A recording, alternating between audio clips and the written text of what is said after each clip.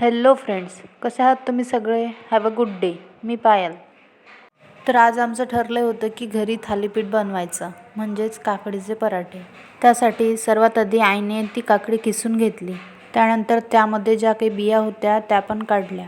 त्या कोवळ्या असल्या तर काढायची काही गरज नाही. रोजच्या जेवणाबरोबर मी काकडी खात नाही, म्हणून मग असं काहीतरी बनवावं लागते. कारण काकडी आपल्या शरीरासाठी अत्यंत पोषक आहे. ते शरीराला हायड्रेटेड ठेवायचे काम करते आणि त्यामध्ये असणारे फायबर आणि अँटीऑक्सिडंट आपल्या त्वचेसाठी खूप फायदेशीर आहे. तर या प्रकारे मी पराठे बनवायसाठी सुरुवात केली. त्यामध्ये सर्वात आधी मी गव्हाचे पीठ टाकले आणि नंतर थोडं बेसन पण ॲड केलं. त्यानंतर 4-5 हिरवी मिरची, लसूण आणि जिरे हे सगळं मिक्सरमधून छान बारीक करून घ्यायचं.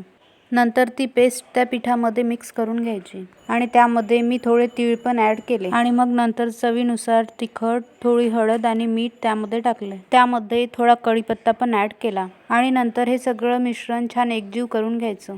त्यानंतर तवा गॅसवर ठेवला. मग तव्यावर तेल टाकून ते मिश्रण छान पसरवायचं. नंतर थोडा पाण्याचा हात घेऊन हाताने पराठा छान पातळ करून घ्यायचा. तुम्ही लाटून पण करू शकता.